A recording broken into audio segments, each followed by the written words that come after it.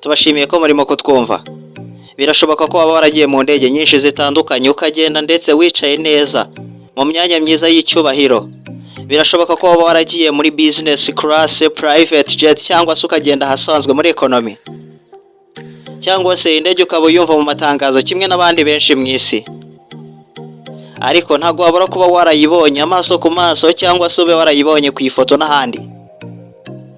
Ubundi se iki gikoko kiguruka kibasha gukora gute? Ni gute kibasha gukora ibitangaza nk'ibyo tubona birimo kuguruka? Iki gice gikora gite? Reka muri aka kanya twiganirire kuri kimwe mu bice byayo by'ingenzi. Iki gice ni moteri. Iki gice gifatwa nk'ubwonko bwa moteri.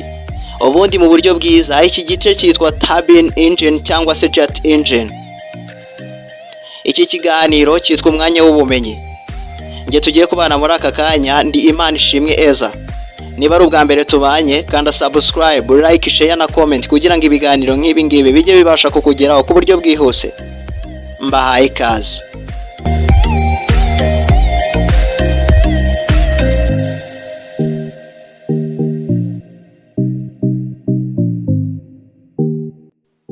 Ubundi moteri nicyo gice cy'ingenzi ku ndege gifatwa nk'ubwonko bwayo. Iki gice mu buryo bwiza cyitwa jet engine cyangwa turbine engine. Ubundi moteri y'indege jet engine cyangwa turbine engine igira ibice bitanu by'ingenzi: fan, compressor, combustion chamber, turbine na exhaust. Uko ibi bice bikurikirana ni nako imirimo yabyo igenda ikurikirana. Igice cya mbere ari cyo fan ni igice giherereye imbere kuri moteri. Iki gice kikaba gifasha mu gukurura umwuka kiwuvana hanze kiwinjiza imbere muri moteri. Naho igice cya kabiri ari cyo compressor ni igice cyongerera umwuka imbaraga kugira ngo uwo mwuka wivange n'amavuta, jet fuel. Combustion chamber yo ni igice gitwikirwamo amavuta, jet fuel burning chamber. Uko bikorwa: compressor ishyira pressure kuri uwo mwuka maze umwuka ukivanga n'amavuta, byose bigahurira mu cyumba kimwe, combustion chamber, bikarema ubushyuhe bwo ku rwego rwo hejuru, high degree of temperature. Igice cya kane ni turbine cyangwa se igice cy'imirasire. Ubwo bushyuhe butuma turbine yikaraga ku muvuduko wo hejuru ungana n'ibihumbi 150 kugeza ku bihumbi 180 ku gihe cy'umunota umwe gusa. Igice cya gatanu ni exhaust. Ni igice gisohora umwuka. Uwo mwuka wamaze gucanirwa usohoka ku muvuduko wo hejuru, high speed, bigatuma indege ijya imbere mu cyerekezo gitandukanye n'icyo umwuka uri gusohokeramo, ariko ku muvuduko ungana n'uwo umwuka usohokeraho.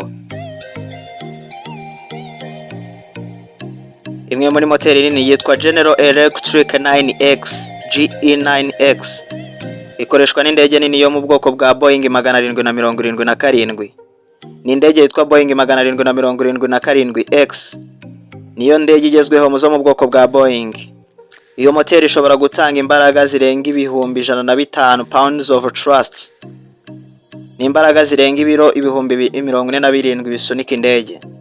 Fan ya General Electric 9X ifite ubugari bwa inch 134 cyangwa se metero 3 n'ibice 4.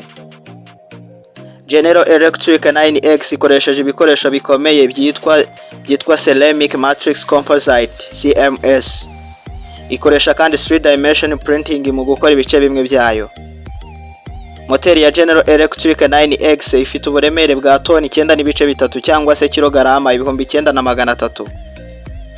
Iyo moteri kandi ifite uburyo bugezweho bwo kugabanya urusaku, modern technology for sound wave decreasing. Ikoranye kandi ikoranabuhanga rituma ibasha kwihanganira ubushyuhe bwo ku rwego rwo hejuru. Nahangaha dusoreje ikiganiro cy'uyu munsi w'umwanya w'ubumenyi. Nge mwari kumwe ndi Imanishimwe Eza. Ndabashimiye. God bless.